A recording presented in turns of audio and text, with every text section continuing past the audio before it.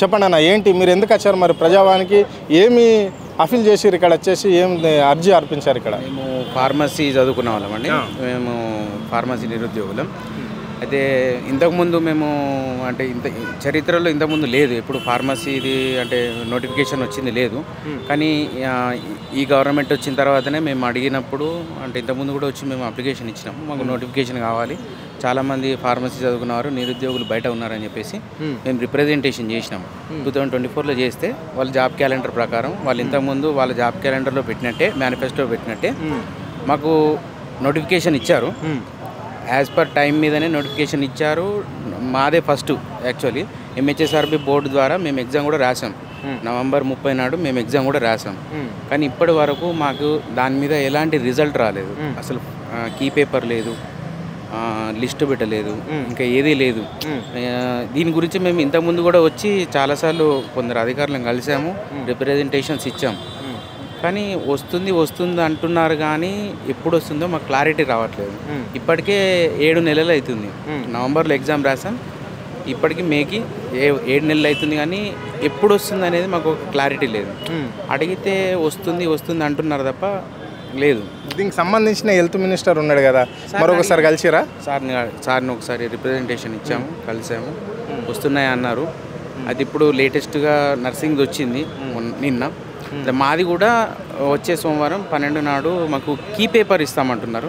Key పేపర్తో పాటు మాకు ప్రొవిజనల్ లిస్ట్ ఇస్తే త్వరితగతంగా మాకు జాబ్స్ అనేటివి వస్తాయి.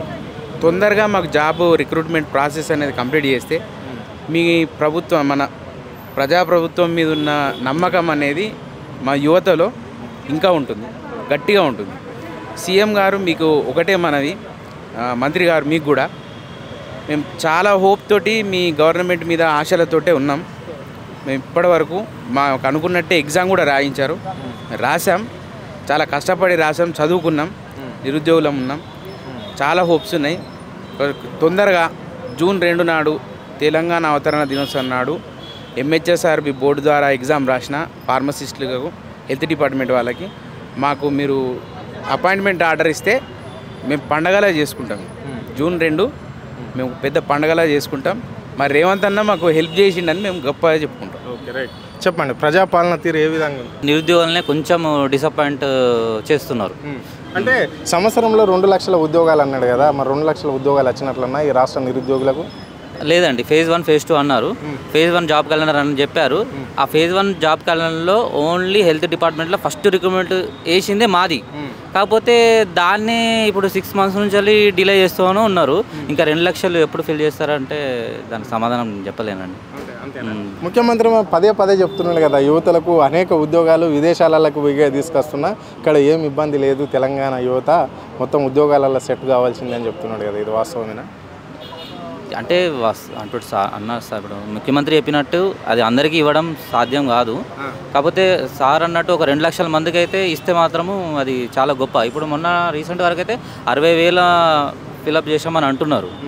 కానీ మావి కూడా ఫిల్ చేస్తే ఇంకో 6,000 ఫిల్ అవుతాయి. హెల్త్ డిపార్ట్మెంట్లో 6,000 ఉద్యోగాలు హోల్డ్లో ఉన్నాయి ఎంహెచ్ఎస్ఆర్బిలో. అది కొంచెం తొందరగా చేస్తేనే ఆస్పిరెంట్స్కి చాలా హెల్ప్ఫుల్ అవుతుంది. చెప్పండి మేడం.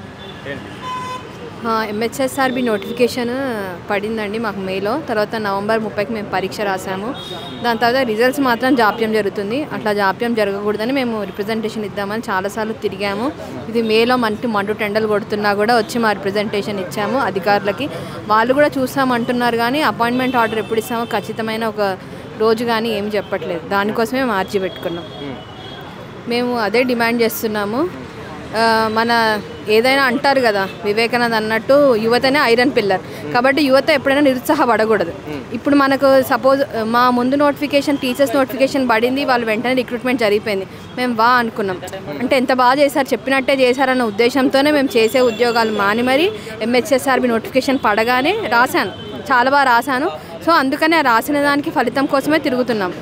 ఇప్పుడు నాకు వచ్చింది అనుకోండి ఉద్యోగం, నా నెక్స్ట్ యువత కూడా చెడుదారి పట్టకుండా అరే వాళ్ళు చెప్పినట్టే చేస్తున్నారు కదా అని చెప్పి వాళ్ళు కూడా ప్రయత్నం చేస్తారు.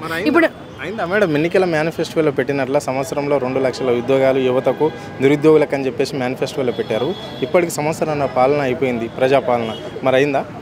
ఇప్పుడు సార్ కూడా 2 లక్షల ఉద్యోగాలను ఎందుకు చెప్పారు? అది మనకు నీడ్ ఉంది, మనకు అవసరం ఉంది కాబట్టి ఒక లెక్క వేసుకొని అట్లా 2 లక్షలు అన్నారు. అలా ఊరికే గాలి కన్నా మాట కాదు. ఇప్పుడు హాస్పిటల్స్ తీసుకున్నా, రకరకాల గవర్నమెంట్ ఇన్స్టిట్యూట్స్ తీసుకున్నా, ఎక్కడ ఎంత హ్యూమన్ పవర్ కావాలి, ఎంత హెచ్ఆర్ కావాలి అని ఒక లెక్క వేసుకొని 2 లక్షల మందికి కావాలి, ఖచ్చితంగా కావాలి. ఇప్పుడు మేమందరము సపోజ్ మాకు పారామెడికల్ పోస్టులు పడ్డాయి, స్టాఫ్ నర్సే కానీ, ల్యాబ్ టెక్నీషియన్స్ కానీ, ఏఎన్ఎంఏ కానీ, ఫార్మసిస్ట్లే కానీ.